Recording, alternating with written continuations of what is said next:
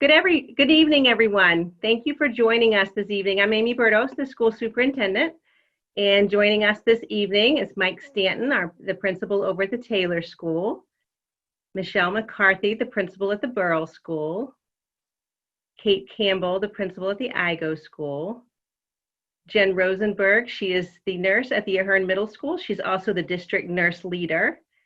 And then Allison Mello, the assistant superintendent. So we see that we have a good number of you that are joining us this evening or continuing to join us. We wanted to host this elementary virtual evening to talk about the opening of schools and to be able to share some information about the opening that will be coming here very soon. We started back on the 25th with our teachers. We were so excited to have them back with us. It looked different this year for us. We usually start our welcoming day at the high school with everyone together in the auditorium.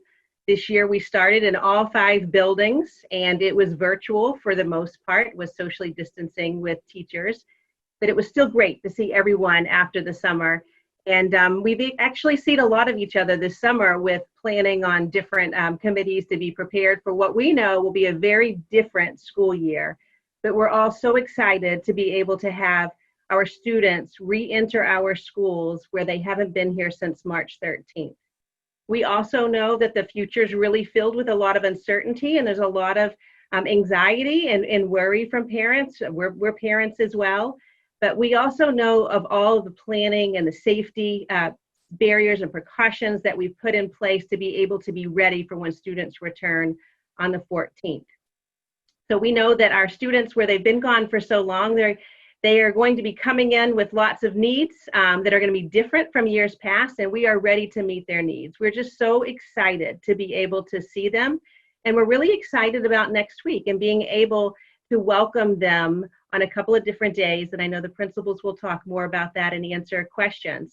But I just wanted to give a little bit more information from the district's level that we know that this journey does not have any particular roadmap. And it's a new way of normal for us, and there's going to be some bumps along the way, but we just want you to know that we're all here to support all of our families and all of our students as we take this new journey. And it's important that we really continue to work together as a team. This community of Foxborough is very strong and very supportive, and that strong and supportive community will continue to be such an important factor as we go forward. And that strength and support will truly make the difference. Some things that you'll be hearing more about this evening that you might not hear about that I wanted to mention is that Janice Watts, our director of our food service, she'll be sending out more information. Although students, for the most part, will not be in the schools for lunch, there will still be opportunities to purchase lunch, and that will be in a grab and go method.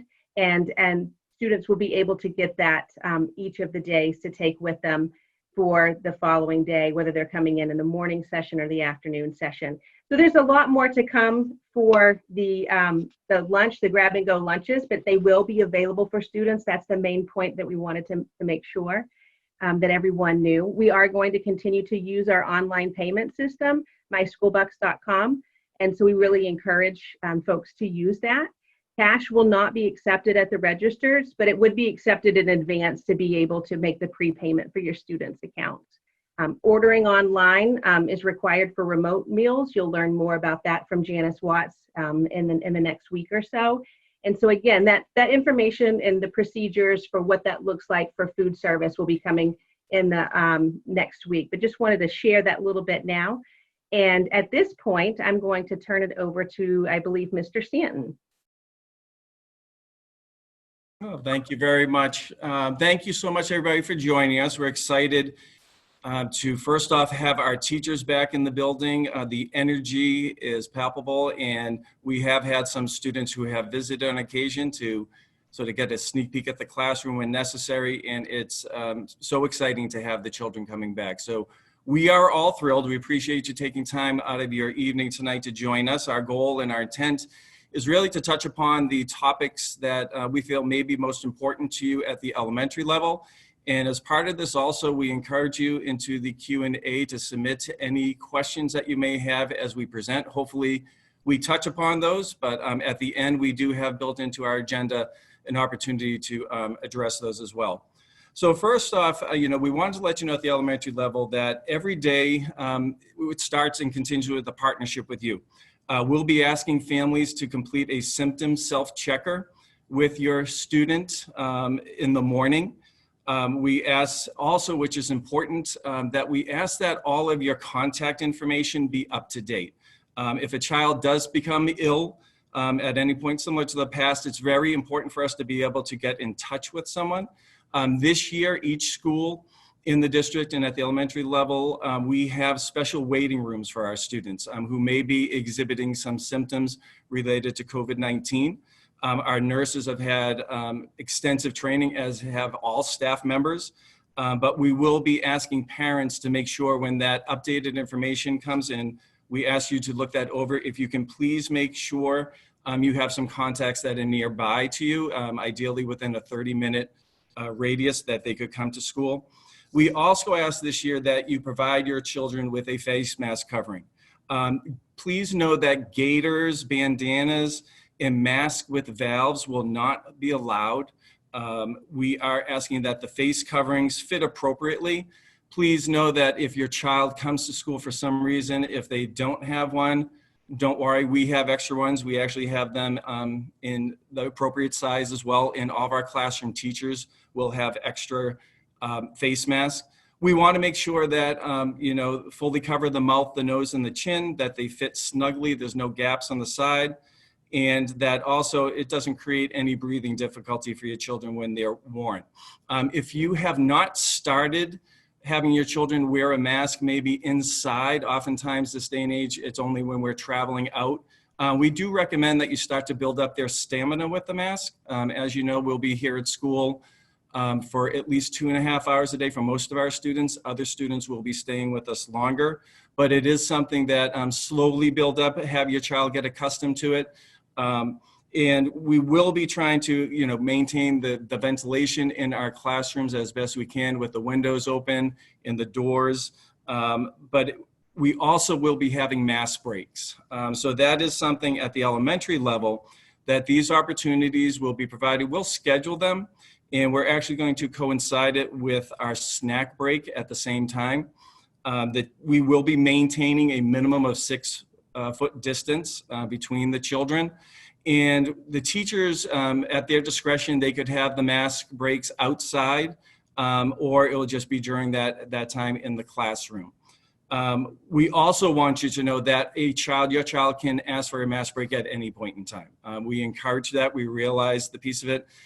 We are asking if you can have your children bring in a water bottle with them as well, and if they could label it with their name. We want you to know that the water fountains in each school, they will be available, but only for contactless filling up of their water bottles. Children won't be able to drink by the faucet. We have removed those. So it will just be contactless filling up of the water bottles. And we do encourage, especially in the warmer weather, that the students continue to maintain and be hydrated. So what we're going to do is going to continue with a few protocols. I'm excited to tell you that we hope later this evening or at some point tomorrow, you will be receiving detailed information with all the protocols regarding expectations for administration, for staff, for students, but also for parents and guardians as we partner together to make this reality of being back in the school setting a positive one and safe one for all. So as I go through this, there might be times where I ask Mrs. Campbell or Mrs. McCarthy to hop in as well. But when we look at your child's day, for many of you, it might start at the bus stop.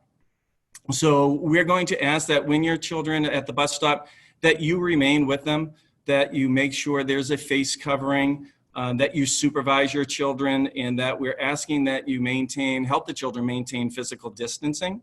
When the children are on the bus, they will have appropriate seating. As you may or may not know, they can sit with siblings. We will have seats designated and marked off where they can and cannot sit. The children will be expected at all grade levels to keep their face masks on while riding the bus. And as always, just remain seated and facing forward while the bus is moving. We will be working with the drivers. They've also received training on cleaning between the runs, and we'll also be keeping the windows open as much as the weather outside will permit us to do. Next, I'm going to do is I'm going to talk about arrival, dismissal, and visitors.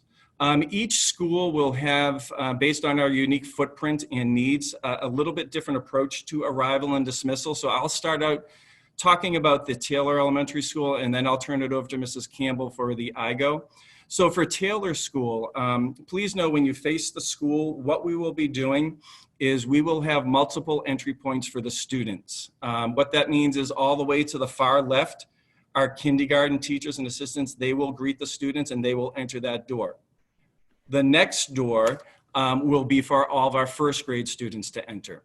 The main door that our students traditionally enter will be for second and third grade. And I have to give a quick shout out to our highway department. They paved a path for our fourth graders all the way to the far right of the building. So, you know, we at Taylor School, I am a little bit concerned in seeing how it goes in terms of parent drop off, and that we make sure that we don't back up onto South Street with traffic.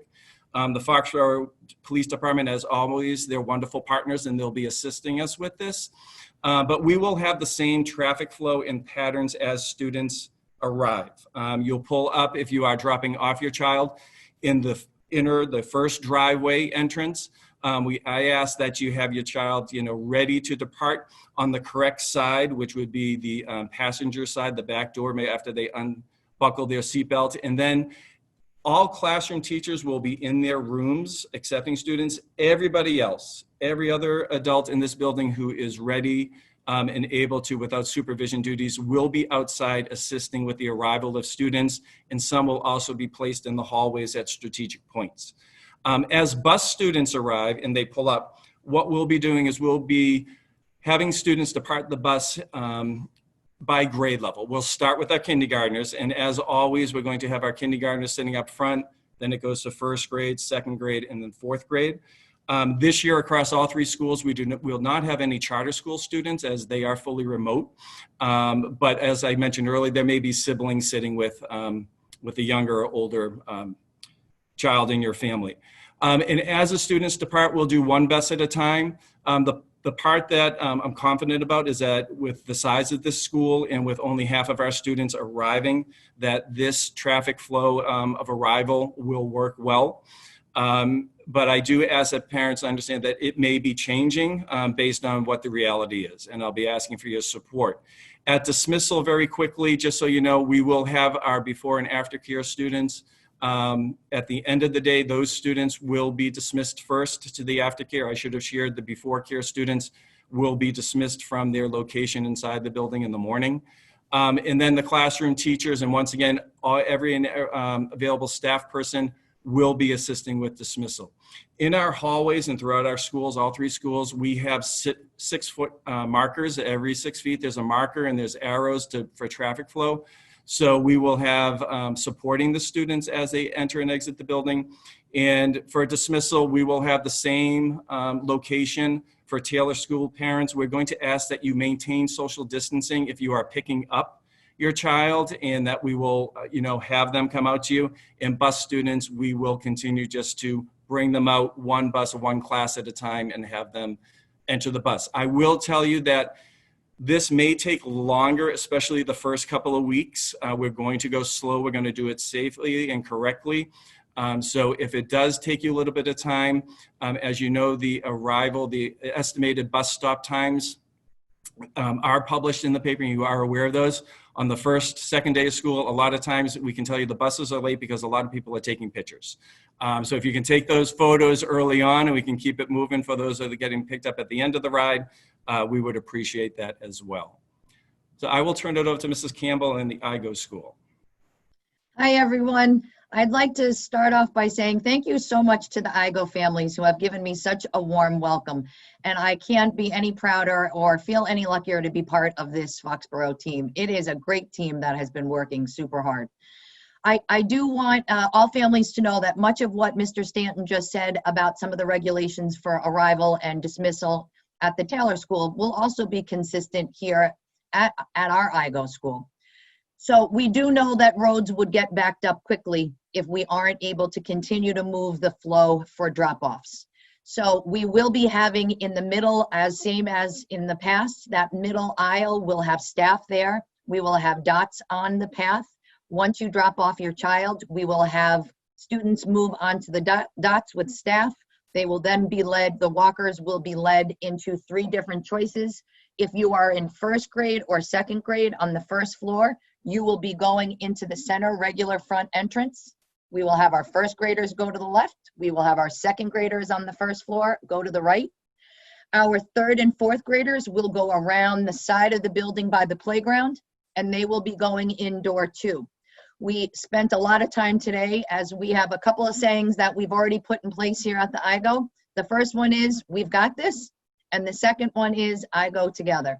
So we practiced with our staff, with all staff and hands on deck, on where there will be point people. So the flow of arrival and dismissal will be continuous. The kids will have their masks on, and everyone is very clear of the expectations with that moving. So we know we will be doing, as soon as we have a couple of walkers together, they will be brought by staff across into the middle of the front entrance as well.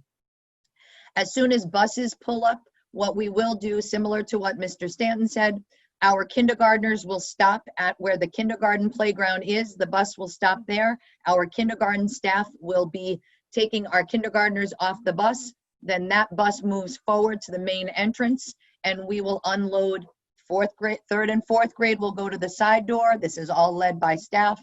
First and second into the middle. We know that we will have to be rotating the walkers when one bus is moving forward. That's when a staff will bring the walkers into the building. There will not be opportunity for everyone to be milling in at the same time. We practiced it together, and I think that it will be a system that will work safely and efficiently. I am going to ask, similar to Mr. Stanton, is that we as the adults are really going to set good examples for the kids about social distancing if you have parked your car and you are waiting at dismissal for your child to be at dismissal time. Because we need to keep the flow moving, I'm going to ask that once you have your child in the car at pickup time, that you do then move along so we can get everybody moving. So there will be a couple bumps in the road, I'm sure. We're doing our practice days next week. We are so excited to have these kids in. The few kiddos that we've had in just to do some practice runs new to the building are excited to come back and meet their friends. Our staff is excited. Everybody really is able to understand the importance of safety, but also the excitement and the positive energy of having the kids back in the buildings with us. So if we have questions that are specific to IGO, when we get to questions for arrival and dismissal, we can get there. But I think that's a pretty thorough of how we will be unloading the buses as well as pickup as well. I think we'll go to, we had a little bit of technical problems for Mrs. McCarthy. Is she on and ready to go? I don't see her, so. All I right, think she may we come can- back into my room and share, and she'll share. Hold on one sec.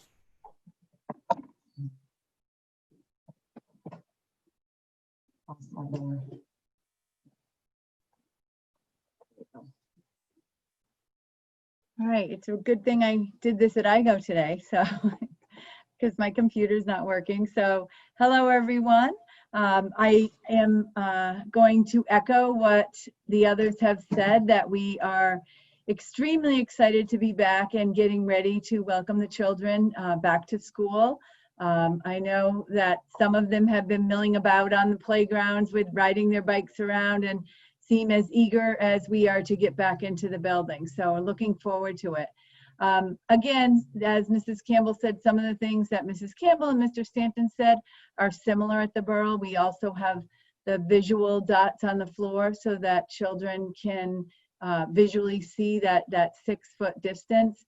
The arrival and dismissal at the Borough is a little bit altered this year for those of you who have older children due to the construction.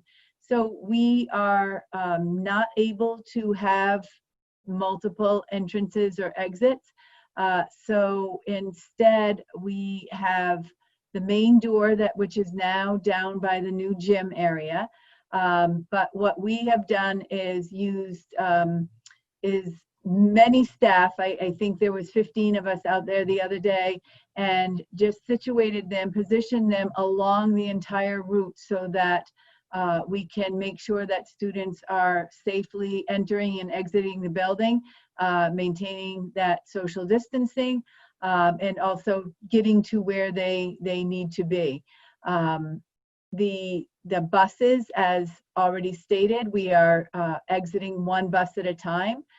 So there will be staff positioned as each bus pulls up, helping the children get off the bus, and then again along the sidewalk to that front door, pointing them in the direction all along. For walkers, in the past, when we had a live drop-off as you pulled into the parking lot on the right, and this year that will be on the left. And again, that's due to the construction.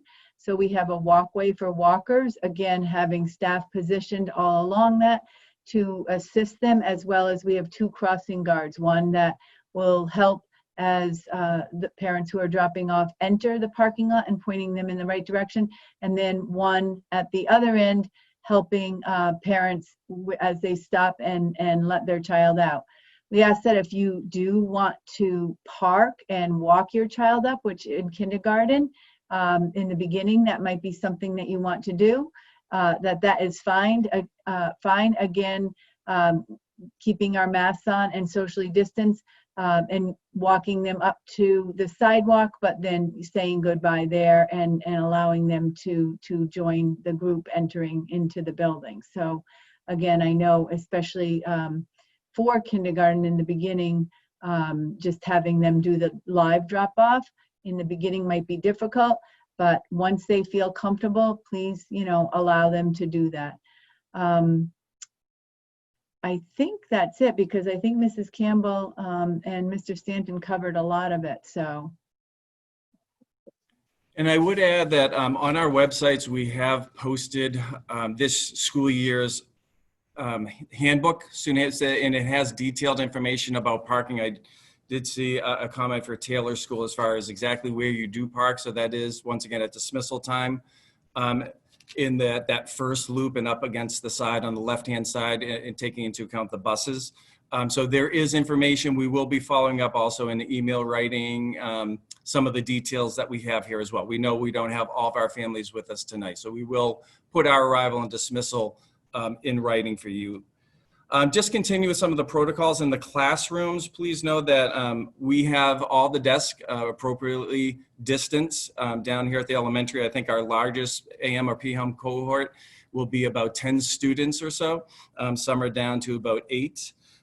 We will be also, in addition to the face mask coverings throughout the day, we will have hand sanitizers as students enter the classroom, so they can do that part. Teachers have already marked off their sinks, socially distanced if students need to wash their hands. And once again, we're confident that with this sort of gradual arrival of students, as sort of buses arrive, we'll be having students come off, that we will be able to have students hang up their backpacks, bring in their items, and socially distance with that. Also in the classroom, please know that students will have their own bag of all learning materials, such as a whiteboard, any writing utensils, markers. So that is a piece that they will have with their name on it. They'll have that with them inside their desk in the morning, and then the teachers will collect it. Then what we do is our custodians, we have a thorough cleaning plan that will occur across all the classrooms between the 2 cohorts. And then the PM students will have their own bags with their own personal items as well. We hope that we do not have to go fully remote, but if we do, this will allow us to give you the materials and resources that you would need at home to continue with learning when the teachers, if we did have to go sort of with that synchronous and asynchronous learning. This year, an important change that for families to be aware of is that for snack, once again, it will be during the mass time, but instead of just being classroom-based with the peanut nut-free snack, it's going to be district-wide at the elementary level. So we are asking all of our families to have safe snacks. Once again, our school nurses are a wonderful resource. If your child happens to forget a snack, all 3 elementary schools will have those starting September 8th. If you are joining us for that, each classroom teacher will have a snack and extra water. Our goal in doing that, in the past, you may know that the students would travel to the nurse. So once again, we're trying to limit travel throughout the building. And also with having these resources for students, that we're eliminating the need to sort of share or clean materials after each student's use. In the hallways, I talked about a little bit earlier, you will notice, or we can tell you about it, you won't be here to see it, but we do have markings every 6 feet. We have large dots for students. It's a great visual representation. We have, when necessary, a line down the middle of the hallway to divide the two areas. We will be talking with students, and we talk with teachers about this, that per Massachusetts law, there is a fire drill within the first 3 days. And the teachers, you know, at dismissal time, the students have to stay 6 feet apart on a typical. But for a fire drill or other occasions, it is safe, and that we need to get them out of the building quickly. So we will be having videos for the students on hand washing, on how to wear a mask. We'll be answering questions. One of the parts that we're excited about with these trial days is not only on our end is to see how things go as we anticipate and make those corrections before the first day of school, but also it gives us a chance to ask your children, what are they excited about? What are they worried about? And we can really hopefully answer those questions, and especially those things that we're not anticipating. Once again, the teachers are thrilled to have your children back here. Our commitment is for their safety, their physical, emotional, and social well-being. And that's what we're striving to accomplish. The restrooms, there are some classes in the district that have their own restrooms. For those that might be in a hallway that are shared with several classrooms, we're excited once again that we will have supervision for that outside. So we are asking the classroom teachers to have restroom sign-out logs, to have that piece of it, and we'll make it developmentally appropriate. We'll assist when we have to. And then this is a way, the chance that if the students are there, we'll have an adult to tell them, you know, to wait outside in a designated area outside the restroom until they're able to go in. Once again, we don't want to have 5 or 6 teachers send students down and all of a sudden they're in the restroom at the same time. They will be asked to, you know, wear their mask, but if that's a nice chance also for them to take a mask break if they needed to do so, we want to encourage that. But the students, once again, those restrooms will be cleaned throughout the day, not just between the 2 shifts like the classrooms, but it'll be throughout the day, every hour. We're looking at high touch points. We have different devices and resources and manpower that will assist us in accomplishing that. And also for some of the students who are staying the entire day, they will be having lunch and recess here.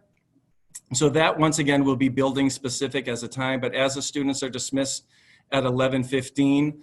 I know at the Taylor School, we'll be starting with recess at that point for the students who are staying with us full day.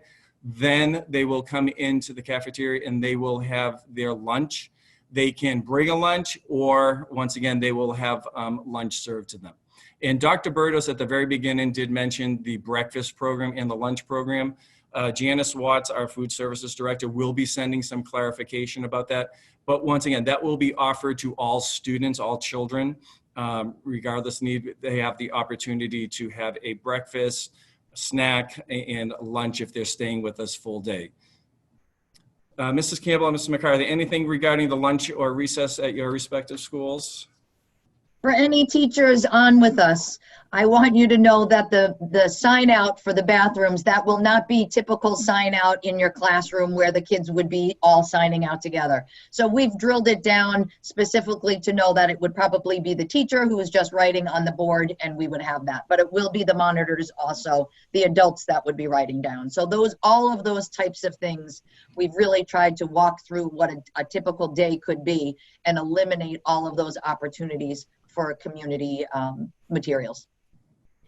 I think related to what you're talking about, which was lunch, there is a question in the chat about for cohort C, what will lunch look like? And is it grab and go? And what is in the bags? And I think you already covered recess. This was a Taylor question.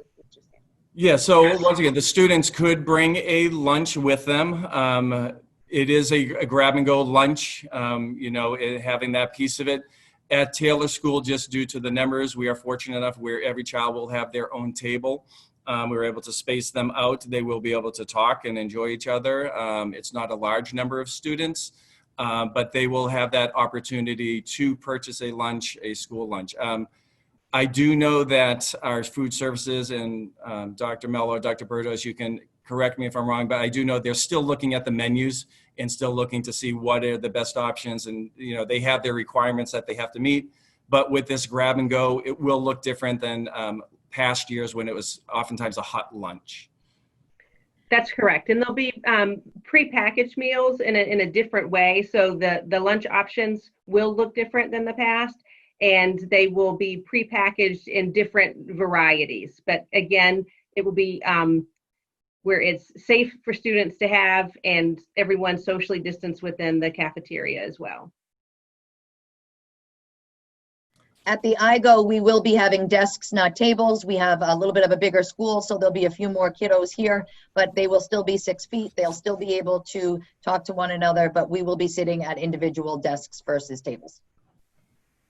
And I would like to ask Jen Rosenberg, our head nurse in the district, if she'd like to touch upon anything regarding the health services protocols, anything that you feel might be important for parents to know as we start the year. Thank you. I just wanted to welcome everyone. Thanks for having me here tonight. I know Mr. Stanton had mentioned about doing the importance of doing a self checklist every morning with your student. And that's really, really, really important as we move forward, kind of keeping the safety and the health of all of our students and staff in mind. So we ask that you do that every morning. We're not asking you to, fill out a form online, but just to do a mental check with your student before you send them to school. And if they have any of those symptoms, then we ask that you to keep them home. The nurses and I have met. I've met with everyone over the summer on the Health and Wellness and Safety Committee. We've met with our local Board of Health multiple times over the summer. So I feel really confident in our protocols that we have in place to keep everyone safe and healthy. But as always, feel free to reach out to me via email if you have any questions, individual. If you don't feel comfortable putting something in the chat, and we can chat about it. Jen, there was a question in the chat regarding the emergency contact, and is it better for parents to pick kids up instead of having perhaps grandparents or elderly people if students have symptoms? Right, parents are probably the best, but if that's unable, you can certainly have someone else. And I know the online registration is going to be launched probably sometime next week, and that's when you can update all of your emergency contact information. And I would strongly urge you to put as many people that would be able to take your child home as possible. I think it allows for up to 4 contacts. So if you can do that, that would be really helpful to us. And I would just quickly add that if you could ask any of those emergency contacts to make sure they have the appropriate ID, because our goal is to limit the number of people coming into the school. So if they were to call us and let us know, call the main office that you have arrived, the nurse, the secretary, the principal, we would walk the child out. We would be asking for proper identification. But once again, we do know that family members may be coming, that we do want to limit the number of people coming into the school. Actually, that's a great point. Mike, we are going to ask if your child is going to get dismissed because they're not feeling well. We're going to have you call the school when you arrive, and someone will walk your child out to your car so that we prevent people coming into the building unnecessarily. So we'll do that. Jen, I think there's a couple questions in here that would actually be better answered. I'm not sure if parents are aware yet that next Thursday, the 10th, Mr. Michael Lazik, our new Director of Student Services, will be hosting a forum just for elementary parents regarding questions related to special education. He'll be joined by the team chair, Rose Ferraro. But there is a question here that is also sort of nurse related about students who might have issues, sensory issues or other, weren't keeping the masks on since gaiters aren't allowed. So I just thought I'd mention it, but it might be one for Mr. Michael Lazik as well. Right, and we understand that may be an issue with some of the children, and we're going to work with parents and students. There are options. We talk about maybe using a face shield to start. I know there are some really creative things out there, baseball hats with a face shield on top or attached with a mask. So, and then there are also different types of masks. Some are more comfortable than others for children that may have those sensory issues. So we're asking parents to maybe try out a few different types of masks. You can also just just try and do a trial error. There's programs out there that you can add time each day, and you can use positive reinforcement. So we definitely have some strategies. We have some little tools in our toolbox that we can use. So we're going to definitely work with you. We're going to work with those students. You'd be surprised. Their kids are pretty resilient, and with everyone wearing them, we ran a summer school this summer, and the kids did great wearing the masks. Jen, if a child gets sick and dismissed, the question is, are you expecting the child to get COVID tested before returning to school? So we are definitely going to, if a child is dismissed, that we are referring them to the primary care provider to make that call. So that's why it's really important to have communication between parents and the primary care physicians, because, there are other illnesses out there. We understand that. Everything is not going to be COVID, but, we're going to keep in mind the safety of everyone in the classroom and the staff is most important. So we're going to heavily rely on our primary care physicians making that call. Where we have protocols that we're going to follow, but if a child does go home sick, it is going to be expected that child gets evaluated, or a call is at least made to the primary care physician. There's a question here about, will parents be made aware if a student in the class isn't able to wear a mask for sensory or other health issues? You want to take that, Mr. Stanton? I see you. I would say yes, definitely. And we also want you to know that they're not going to be in trouble. Please know that we understand the developmental level of our students. That is a teachable moment, and it's a skill, and it's something that they're able to do. We're hoping for cooler weather, but our teachers are very in tune to the children's needs. We would work, if it was something sensory, we have wonderful occupational therapists in our schools as well that we could assist with, and we would work with families as well to make sure and do the best that we can to support them. So I think it would truly be a case-by-case basis, but we will let you know. We'll reach out to families as needed. And as far as masks, there have been a couple questions in the chat about, do kindergartners, first graders, pre-K, are they required to wear masks? All students are required to wear a mask. I know our initial guidance said it was preferred, but we did change it to being required. And there's a question about students having the masks with the clear window in the front. They can have those if that's the mask that you choose. In terms of teachers wearing the clear front masks, those will be for teachers like our speech pathologists or our world language teachers, where the articulation of the mouth would be important to see. There was something else. Will the teachers, I think that's actually it. Sorry.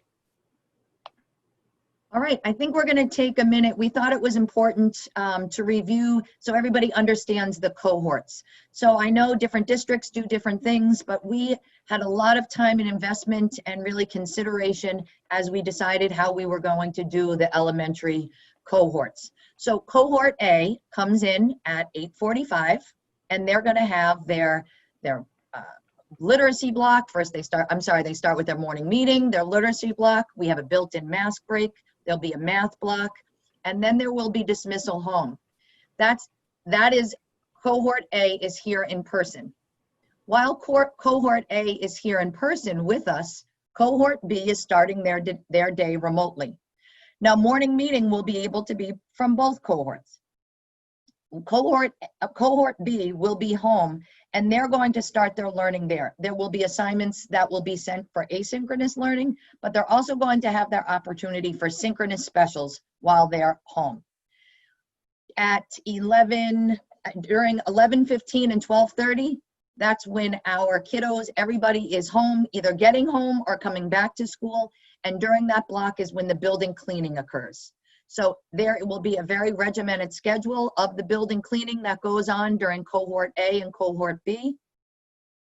At 12, when we start our next group at 11:30, cohort B will be arriving, and they will start their in-person learning. At that same time, cohort A jumps onto their remote learning from home, and that's where they'll also have an opportunity for special, as well as other learning opportunities that will be going on. Cohort C starts in the morning, but will be here for the full day.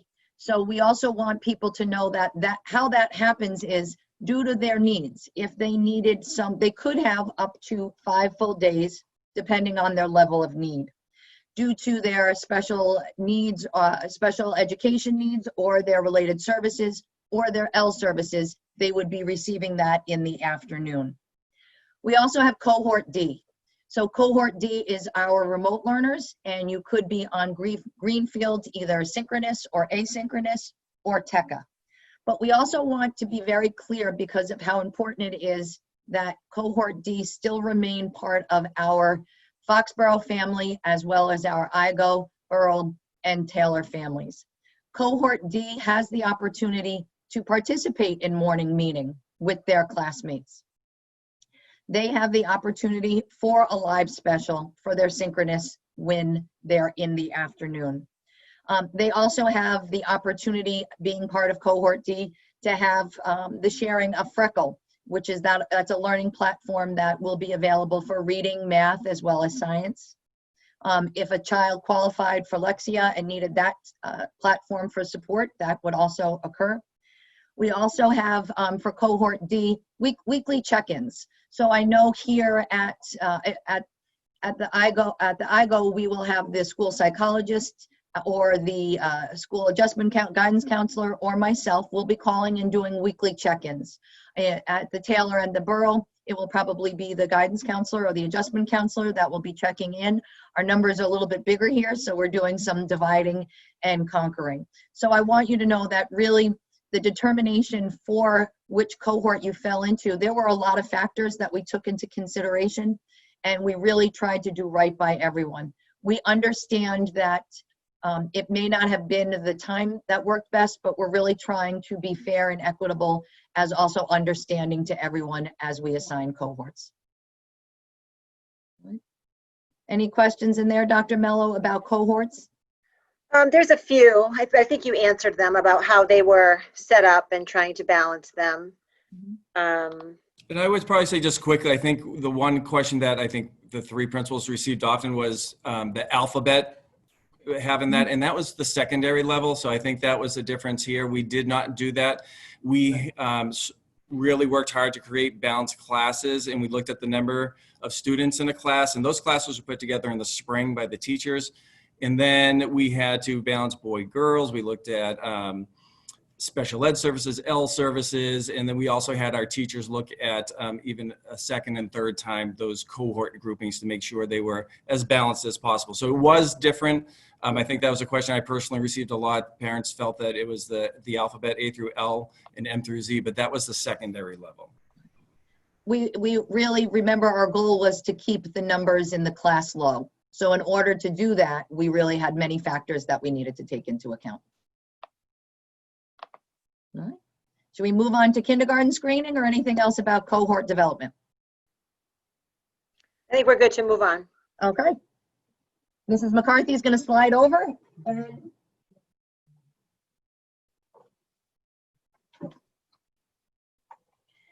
Hi, everyone.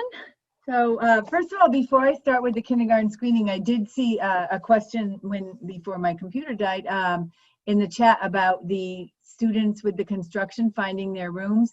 So just as when the students enter the building, we are going to have staff situated all along both halls. We're actually in a smaller footprint now because they are renovating one whole side of the building, so we are slid over to the other side. So as students enter the building, the third and fourth and first grade will go to their right, and the K2 are going to their left. And actually, pretty much all the K2 classes and all the 3-4 classes are very close together. The only classrooms that really have a little bit more to walk are first grade, and those two teachers, Mrs. Fuller and Mrs. DeRozier, are actually going to wait for their classes in that main hallway, and once they're all together, they will walk down with them. Because they do have to go a little bit further. Eventually, they might, become comfortable with that, but to begin, just to make sure everyone knows where to go.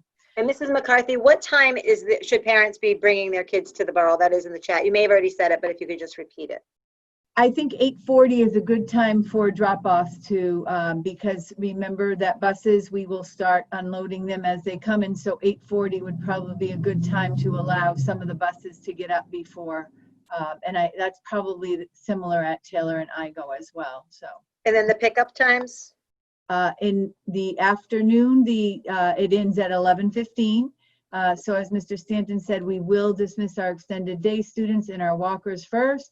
And then, so 11:15, and then in the afternoon, again, I would say 12:25 for drop-off and pick up 3 o'clock. And that will be the same for all, so. Thank you. So kindergarten screening. So I always say this, even, in past years when we've been in person, that the case screening is not an entrance exam. It's not something that you have to pass to enter kindergarten. By law, there's 3 areas that we have to assess students as they enter kindergarten. That is concepts, language, and their motor skills. We do use the information for our initial instruction. But if there is an area of concern, you will be contacted by typically either the counselor or the building principal. So for this year, our format is obviously a little bit different. We typically have done it in the spring. But what we are hoping, first of all, weather permitting, and I've already checked and the weather looks good, so that we will have families wait outside, of course, social distancing, wearing their masks, until a staff member comes outside to get them. So we've set up 4 blocks each day. For the screening takes about an hour. So our blocks are 9:15, 10:30, 12:45, and 2:15. So if you think about it, that's 9 students each hour, but not all 9 will be in the same room. There's 3 kindergarten classrooms at each of the buildings. So it will be 3 students in each building, in each classroom being assessed. So the folks who are assessing, the classroom teachers will be assessing concepts. The classroom kindergarten assistants will be assessing motor skills, and either our reading or math specialist will be assessing the language skills. So while basically it's a rotation, so the students will move from one assessment to the next. Some take a little longer than others. So for in between, if someone finishes up, actually each of our kindergartners, as in the past, will get a little gift bag with a book in it and some other things, so that they will have something to do if they do have to wait it all. And it's nice because it's something that they can leave with as well. In between each of the sessions, we will clean those spaces and clean the materials. While your child is in the classroom taking the assessments, the adults will come back outside and we will have chairs out there, but the counselors, the principals, and the nurses will be there so that we can answer questions and provide some information for parents at that time too. If you, particularly this would be a good time if you have questions very specific to your own child's needs. So. Michelle, there was one question in the chat regarding students who are in cohort D and participating in the kindergarten screening. So yes, they can participate in the kindergarten screening. When we sent out the sign up, it went out to all families. And if you didn't get that, or if you haven't signed up yet, please contact the building secretaries. They will get you into a slot, because we did send out last week a sign up for that. I believe we have almost everyone, but if you are not signed up for that, please contact the building principal. There is a family. Secretary. There is a family that is going to be out of town. So is there? You can do the alternate time. This always happens. That's typical every year. So don't panic on that. If you're not screened, we will find a way once things get settled in the classroom to do the screening in school. And can you just repeat those dates one more time? One more time, Michelle? It's the same dates that we're having the trial runs. It's September 8th and September 10th. And you should have your specific slot. Thank you.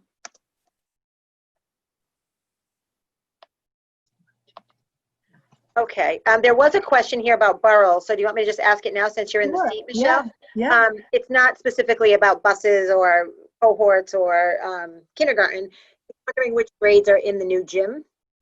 The grades in the new gym are kindergarten and second grade. Second grade will actually stay there all year. Kindergarten in January will move to their final spots, as well as first grade. And then at that point, that's where third and fourth grade will move into temporary spots.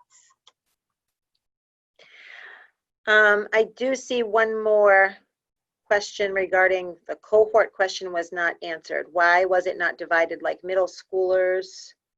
I think Mr. Stanton explained because they were trying to balance the classes, but go ahead, Mr. Stanton. And I can give an example. So, if I had a second grade class, I'd had 20 students. If I went by the alphabet, I could have had literally a 15 and 5. So what I did is we counted down the first 10 students.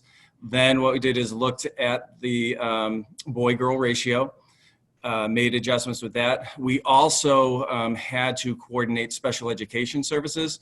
So unlike in our pre-COVID world where we had literacy blocks and math blocks spread throughout our school day, we literally are having math and literacy at the same time in 5 grades. So at Taylor School, what we did is kindergarten and first grade, those in-class services will be happening in the afternoon. Grades 2 to 4 are in the morning. So even if you were a student, maybe with the last name with Z, that started with Z, you could be in the morning because of special education services. You may not even have it, but we also had to have our siblings together. And we had to group siblings at the same time as well. And all of a sudden, once we started moving those dominoes, and I think Mrs. Campbell talked about this, we really needed to have balanced classes. We did not want to have a morning session of 12 or 13 and the afternoon only be 7. So that is a priority that we took. It's something that we have always done where we look at creating homogeneous classrooms that are well balanced across a variety of strengths and needs. But it did differ from the practice at the secondary level. I do have a question here for Jen. If a student does have an issue with keeping the mask on, and I know the answer, but I'll let you answer it, Jen, how will the other students be protected if someone else is not wearing their mask? Right. Well, so we have other mitigating factors that we're doing, including social distancing and hand washing. So if there is one student that is not masked, the other students will remain the 6 feet apart. I know there's also a lot of questions, Dr. Mello, about a positive case in the classroom, and this has come up. And like I said earlier, we're very fortunate to have a local board of health that's really strong and has been working with us really since April. So if there is a positive case in the classroom, we have decided that we will let that classroom know that there's a positive case, maintain confidentiality for that student, obviously. But unless you are considered a close contact, with the definition of a close contact is someone who is within 6 feet of someone who has been tested positive for greater than the 10 to 15 minutes. So unless you are close contact, then you will be notified by the local board of health, and a notice will go home. And then you will be required to quarantine your student for 2 weeks and go for a test. With that being said, we understand that elementary classrooms may look a little bit different than the older students' classrooms. And if we do have a positive case, we're going to make sure that we talk to that teacher and kind of get a feel for what that classroom may have looked like in those 2 days prior to that student coming down with COVID. And if there seemed to be a lot of movement in that classroom and that we weren't certain that 6 foot distance was maintained for that time, we'll treat that classroom a little bit different. But I think it's going to be a case-to-case basis. And Tom Kedman, our public health nurse, and I are pretty much on the same page with this. So I think we'll work together. And honestly, the end of the day, it's going to be the health and safety of the entire class is going to be our priority. So we're going to have to. This is not black and white for sure. There's going to be a lot of gray area. But with that being said, I think we're going to work together, and at the end of the day, we're going to do what's the best interest of the entire class and that teacher in that classroom. And the travel guidelines, Jen, are the travel guidelines that are set by the state, followed by the school? Yes, absolutely, absolutely. All of our staff are aware of those. They did add a couple of states just recently. I think you can go to West Virginia and Pennsylvania now. But absolutely. Again, we can't, we're hoping that everyone is transparent with traveling, and we're asking parents to do their part and follow those state regulations. We can't police, we're going to ask that you are honest if you end up traveling out of state, that you follow the guidelines set forth by the state. Okay, I'm going to go ahead to the next item on the agenda and then we can go back to questions after that. I think that is, Dr. Mel, I think we're at that point now. I think we had okay. the what if, but we can go right to, I think, to the questions and. maybe- Okay, so there's some questions I'm going to put together. There's a lot of questions about how the specials will work, and I can tell you that we're going to be using WebEx, which is our new secure online platform. Parents will be receiving, and I think principals can speak to this more, information about login, but it's very simple. And the Buzz platform that we used in the spring for submitting assignments will also be used, and there have been some significant upgrades to that. So can you talk a little bit about, I guess, the remote part of the day and what the schedule will look like? Sure. So there'll be opportunities. What we did at the elementary level, there will be 3 sort of special blocks or blocks of learning activities in the morning and also in the afternoon. We designed it where we're not assigning your child to have art at a specific time. We want to give you that flexibility. The other part with that is we have some students that may be receiving special education services or reading support if they qualify for that. The specials will be live. It'll be live teaching. They could have an activity for the students to do as well. But sort of part that we're excited about as well with the specials is they might have friends from another first grade class that they didn't get placed with, but they get to see them. And also, as many parents know, we have staff that work in multiple elementary schools, so they will be able to maybe even see some friends that they know from across town as well. But the specials will be 30 minutes. We have the blocks. I do know that if you were to look for some earlier communication from your building principal, you will see that we did send out sample schedules for the cohort A and B and as well as C. So it had down to the minute those times of when they would start and how it would look. Okay, this one might be one for Dr. Bertos to answer regarding our computers and our laptop situation and sort of, and then the principals might want to jump in as well on that. Sure. So we shared recently about the embargo that has taken place and where our computers, which were slated to arrive at the end of August on the 25th, that they will not be arriving, and they've had to then manufacture them in a different place. So we are at the top of the list, if you will, as far as that. We're in the top 3. We should be finding out by tomorrow what our new ship date is. That's what we've been told. So with Mr. Heyer, the Director of Technology, we're going to find out from him if we do find out what that ship date is. It appears as though that it could be the middle of October. So obviously that does throw a monkey wrench into the plans for sure. Where we're starting off in a hybrid mode and we're not fully remote, that does help, to be quite honest. But at the same time, we know that there are some families that absolutely do not have any devices at home at all. So we have a number of computers that are here. We loaned out a number of computers, actually a couple hundred of them in the spring. We're actually still trying to get some of those back. And if you are one that checked one of those computers out and you still have that, I would just mention that it's really important that you do turn it back in so we can do the updates on it that need to take place, because those happen at different times and we wouldn't want it to shut down on you. So if you do have one of those, we've tried to reach out to families multiple times to turn those back in. At the same time, we are looking towards, we have a number of even desktop computers that we would be deploying for those families that do not have a device. If it's a matter of you have one, but it's shared, to be able to get through between now and when those laptops come in, we ask that you do that. We're going to be prioritizing all of our students that are not able to return back to school, that are in cohort D, and they are fully remote. So the ones that we do have here, for those students, also those students that are in cohort C who need additional services that are going to be provided, some of them remotely. And then at the same time, we're also having to prioritize some of our students at the grade 5 through 12 level because they're going to have 3 days out of the week where they are remote.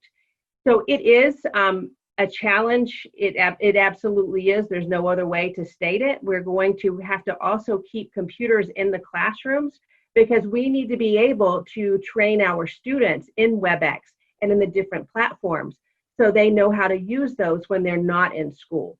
And at the same time, if we were to go fully remote, so then we are having our students ready for that. There were some questions in the chat that were asking about students taking the computers back and forth. No, we're not having students take the computers back and forth between home and school. There will be more information that's coming out when we do have all of the deployment of those devices for our students. At the same time, when we do deploy those, there's going to be a lot of expectations, things like no stickers on the laptops and those kinds of things. And that information will be shared. A survey was sent out recently by the technology department looking for families. If you have absolutely no internet connection at home, technology is going to be reaching out. Some of you, if you have Comcast, there's some different programs that they have. So if you have answered the survey in one way and you have your needs that have changed, if you need to contact the district office, you can do that.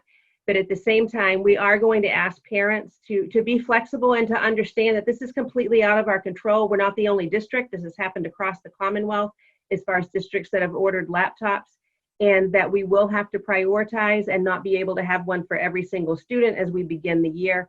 And we're going to have to be flexible and understand that it's going to take some patience. But hopefully we will have a new idea by tomorrow of a ship date.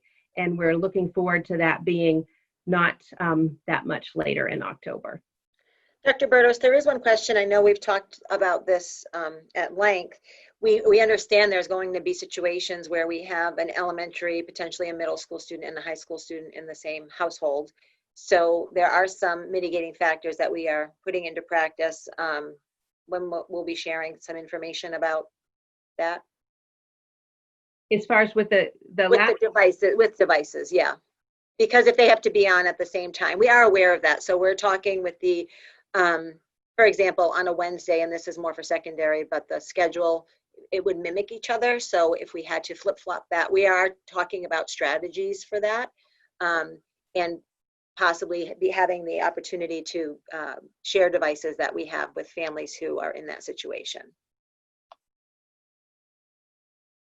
And I think too, if you have older students in your house that are using the devices and it's a matter of students being able to get online for their specials and they're not able to do that, we understand that. We understand that there's going to be many different factors that are here, and we're going to work to best support the best that we can with the devices that we have. But again, we've ordered the number that we have to be able to outfit every student, and they're not here yet. So if it's a matter of a desktop computer that we're deploying to families, we can do that as well. So there are a bunch of questions regarding how the schedule will work on the remote part of the day. It will meet our time on learning. So the afternoon, or I shouldn't say the afternoon, the opposite side of the in-person time could look different depending on your student. So if your student receives special education services, they would receive that. They will have their live special. We've also implemented a program called Freckle Education, which you may have used this summer with your child at home. So students will get to extend their time on learning around reading, well, literacy, math, and science. Also, there will be some social studies content in our Buzz platform. So there will, I don't know if the principals want to speak a little bit more about what the remote part of the day looks like. I will say one thing that's really important is while the specials are live and we do have the 3 times being offered to create flexibility for families, the other pieces, some of them, like Freckle, like I just mentioned, or Buzz, are more on demand. So they could be done at a time that's convenient for families. It doesn't necessarily have to be that specific time. But I don't know if Mrs. Campbell, if you want to speak about that. So I think it's important for families to know that these aren't just random assignments. These are assignments that that classroom teachers have put together, and they are extensions of the learning that has gone on in person as well as, and that could have continued on to home. So it isn't, as I said, it isn't just random websites and whatever. It is very targeted. It's very specific. It's very well thought out of what the assignments will be on the opposite end of the day for the kids. So I know that that's very important that the teachers get that message across, that they are involved with planning the remote part of the day. And it is important because it is part of our time on learning, and it is Right. high quality. What we have at Freckle is called adaptive technology. So students actually engage in a pre-assessment, and it personalizes the content based on the student's level of readiness. So we know after a typical summer, there can be learning loss. So this would assess the student where their skills are at and meet them where they're at and accelerate them through the skills and the content that are matched with the grade level and the standard. So it is really specific to what students are learning. And I think it's important for families to also remember that our kindergarten teachers are experts at kindergarten. They know that they are not going to assign 2.5 hours of straight online learning. So there will be a gradual introduction to this. There will be some paper and pencil tasks that will be assigned as well. There will be some math games. There will be some reading opportunities. So it is a very well thought, although this isn't our first choice, of course, we want everybody here all day, but this is still what we're able to do safely and have the opportunity to see our students each and every day, either in the morning or in the afternoon. And it is very well thought out, well planned strategic learning when the kids are not with us. And there is a question, if families don't have a device, will students be penalized for not meeting the hours of work? Now, we will work with you to come up with a solution to that problem. Will there be homework beyond the established day? I don't know if you want to take that, principals. We did have conversations at length with that. Along with the district policy and what we know as best practices, it's important for kids to read every day and talk numbers and practice their math facts. But we also have to be very cognizant of, for some families, they may have been doing work with their child for 2.5 hours in that opposite end. So we are going to be recommending that reading is done every day, but we also know that that remote learning may have to be happening after school hours. So we're not looking to attach another 40 minutes of homework that is being assigned, but we also want to have opportunities for extended learning if families are looking for that as well. And we had a question about, will parents have an opportunity to sort of get some training on the Buzz platform or what Freckle looks like? Yes, we had that actually during the spring. We had a video on how to navigate through our Buzz platform. We also will have that for any tools that we use. We are going to put together some parent videos to orient you with those. As Dr. Berdos mentioned, one of our important commitments that we've made is to try as much as we can to expose students to the technology while they're in school as well and familiarize them so that we can build independence for them. One of the questions in the chat was, as a parent, do I need to continue to assign my child work in Freckle? We are going to be taking over for you very soon, so you will no longer have to do that. We will be actually, it's a really good question, because we will be switching over to a school account. So it will actually be a different login. One of the pieces of feedback we received from parents in the summer and in the spring were some of the frustrations with having to navigate to so many different sites and links.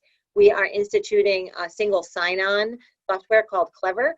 So when students log in, they will have buttons that will take them to the places that they need to go or directly to those sites. So it will streamline that process and allow for students to be much more independent. So we are very excited about that. Let's see. There was a question about art supplies and general supplies. So do any of you want to take that to talk about student supplies? Sure, I don't mind at all. This is also something else that not only the department heads, but all teachers, we've been really collecting what we could imagine a child would need at home if they need to be learning at home. So there will be a supply bag that will be sent home. One will be from the art department with art supplies that they will need. There are PE wellness packs that are putting together for students to have materials that they may need for a wellness class online, but also teachers are putting together, we're calling them to-go packs that would have a whiteboard or materials that we would need. We met with the ELA as well as the math curriculum coordinators today, and we spoke about materials that they would need at the younger grades with letter tiles if they were doing a foundations lesson, as well as Unifix cubes that they could need for math manipulatives. So everything has really, we're trying to cover everything that you would need for a lesson and learning at home to be provided with you to go home. Mike or Michelle? We good? That sounds perfect. No, I did want to talk about just quickly, I did see a couple comments about open house. So just so you know, our teachers will be doing videos about open house. For kindergarten screening parents, I think there was a question, will you be able to go into the classrooms?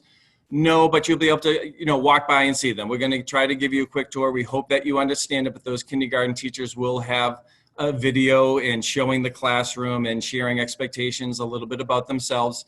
And also connected to that, all of our specialists will too. Our art, music, wellness, Spanish, our guidance, librarians, and the reading specialists and math specialists as well. And for the reading specialists, I think I've seen at least once or twice that's come up. How will we know? Similar to the past, we'll be doing an assessment. For most of our students, we haven't had an opportunity to do an in-depth reading assessment since last October. So the first week of school, when students come September 14th, we really want to focus on their social emotional well-being, making them feel loved and accepted, and building the relationships with their teachers. And then starting the week of the 21st, we need to start doing some assessments. We're going to be looking at a reading assessment, targeting that in first grade. And then also in the area of math, the students will be completing the prior year's end of the year benchmark test. So that way we can see what they know and really target and guide the work and the support that we can give to them. So for the reading support, you will be contacted once we have that information. Okay, question, will cohort C get login information for Freckle? Yes. Will any in-person classes be conducted outdoors? Do you want to take that? I don't think at this point, I don't think that, the virtual classes, they may be, I think that's a technology piece. I think maybe once we get the laptops and we know that we have the infrastructure to support that, I could see that definitely be an option if the teachers felt that would benefit their instruction and student learning. But I think for right now, at least the first two weeks or so, that's the first time we've heard it. So I like that creative thinking. I have a question here that says, when Mrs. Campbell says we are collecting, and I'm sorry, I don't know the context, Mrs. Campbell, who's the we doing the collecting and paying for these supplies? How much is coming out of the teacher's pocket? Well, that one's easy. We've been ordering all the stuff, but go ahead, Mrs. Campbell. So yes, and that is a good question. We know how dedicated each and every educator is, but the supplies that we need, we are ordering from the district. We also know that there is a federal CARES Act that is now, and some funds might be able to come from those budgets, but we are trying. Some are things that we would have already ordered, and we're just being a little bit more specific on what do they need. We are dividing what would have been used up in the classroom for our items, and we're just being strategic on where they would go. But by the we are talking about the district. There was some question about students who qualify for Title I reading, and will that service continue? Does anybody want to talk about what that would look like? I just addressed that. I think if once again, we'll be doing those universal screenings starting in kindergarten, going up through all of our grade levels. And if they are qualifying for that piece, and we will also talk to the prior year's teacher, but we realize it's been 6 months. So we really want to see using a universal tool to really understand where their strengths are and also their needs. And then we will be reaching out to families if they have qualified. I think the question is more around two things. Number one, that's not special education. That's a general education intervention. And what would it look like? It would happen on the remote portion of the day. I think it's via WebEx. I'm sorry. Yes, correct. That would be live instruction via WebEx. Right. Okay.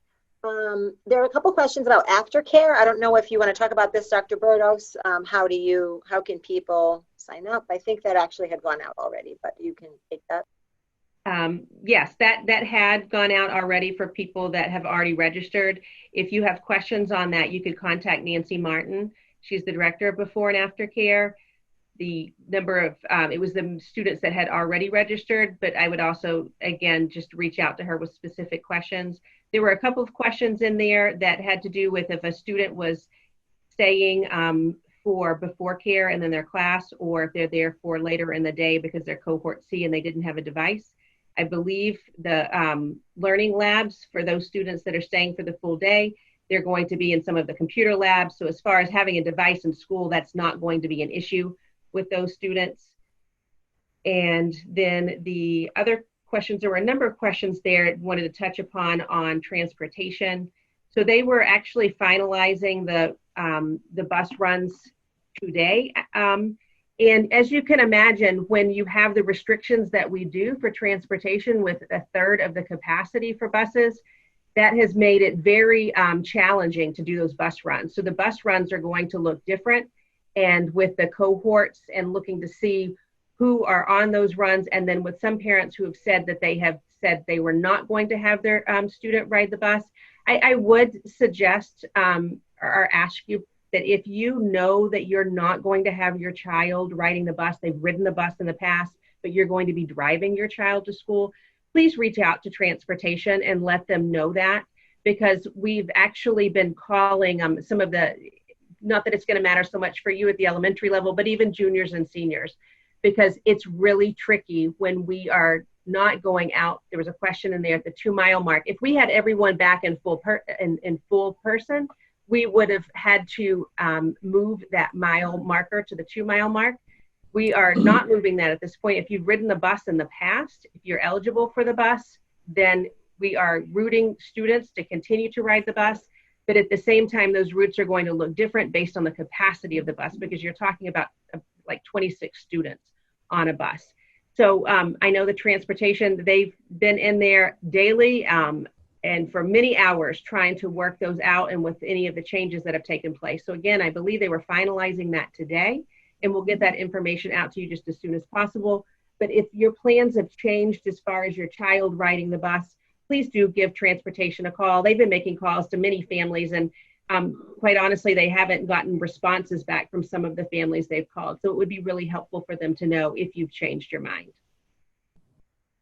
There's a couple questions regarding the opportunity for room parents or helping with classroom supplies and dropping off things like Kleenex or sanitizer. So I didn't know if you wanted to talk about that, as we are limiting visitors to the building, but that is lovely. Thank you for. Yes, I think, you know, at each school we'll have a table because once again, we're trying to limit that. So it could all the way be from not only donations, but it could be if your child forgot a snack or a paper.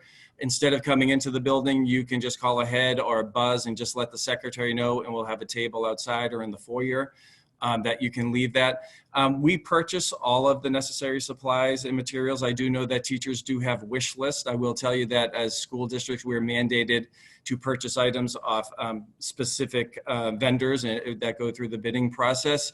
I can tell you the quality of tissues, Kleenex, is very poor. So we do appreciate certain items that can help us out. But, for the teachers, we are providing as much as we can to them. I know our PTO supplemented as well, but we don't want families or teachers to be paying out of pocket for things that we can supply and we have in stock.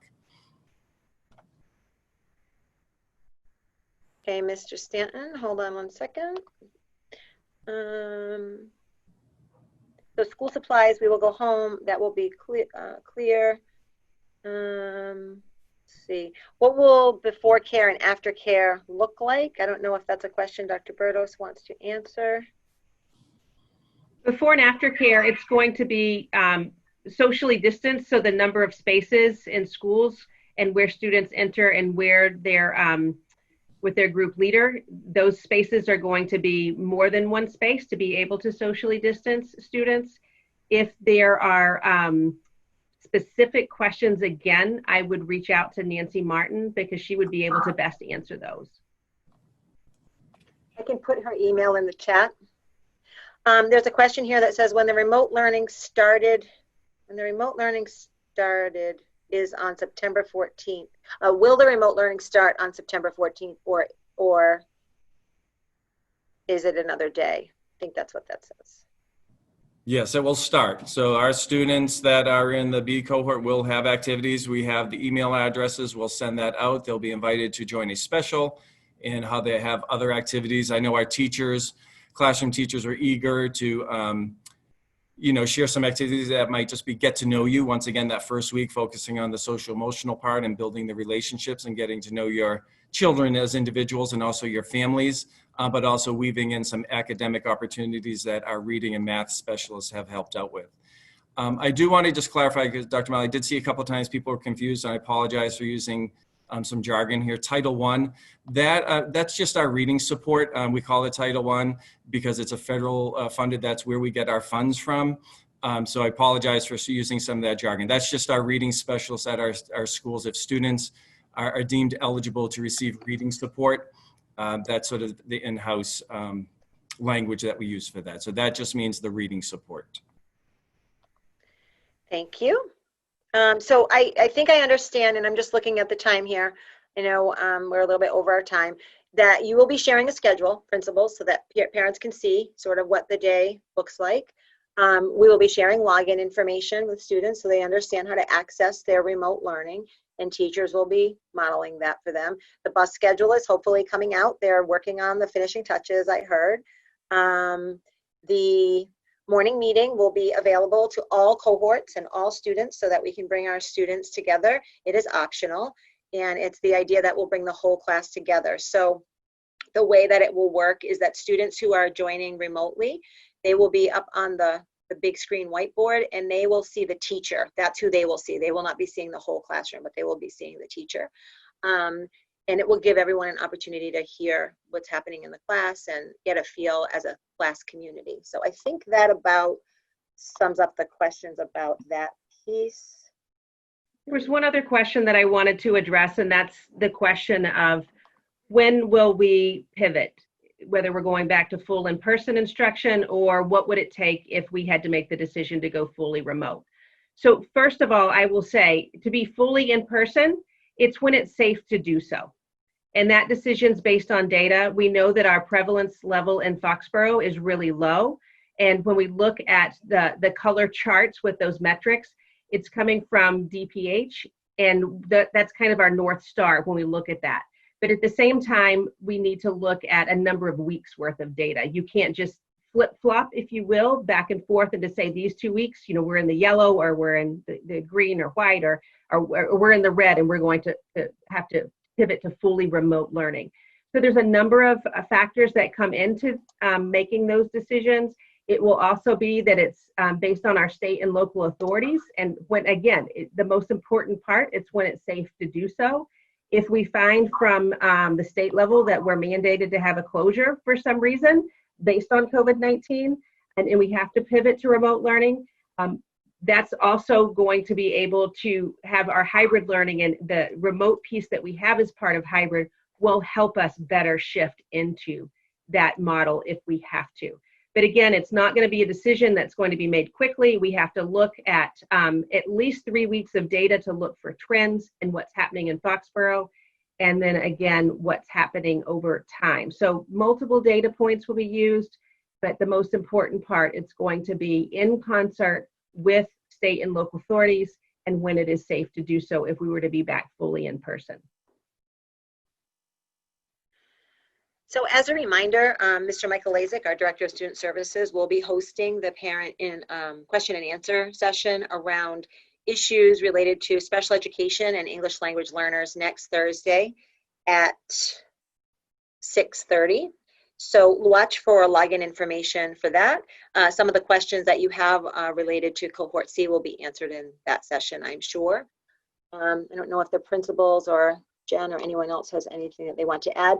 I will, if there are any questions in here that we haven't touched upon, because there are quite a few and it's hard to see them all as we're scrolling through, and a lot of them are related to the same topic, so we may have answered them. If we discover questions that we did not answer, we will add them to our parent FAQ, which is on our COVID page. That has been updated regularly.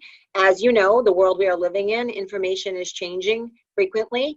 So that is why we created a live document, so that we can update it as things change. And as always, you can reach out with questions. I just wanted to thank everybody for joining us tonight. As Dr. Mello said, those that we did not answer, we will look at those. We copy those, we'll take those down. We definitely want to hear from you. We need to hear from you and be a partner as you are your child's advocate.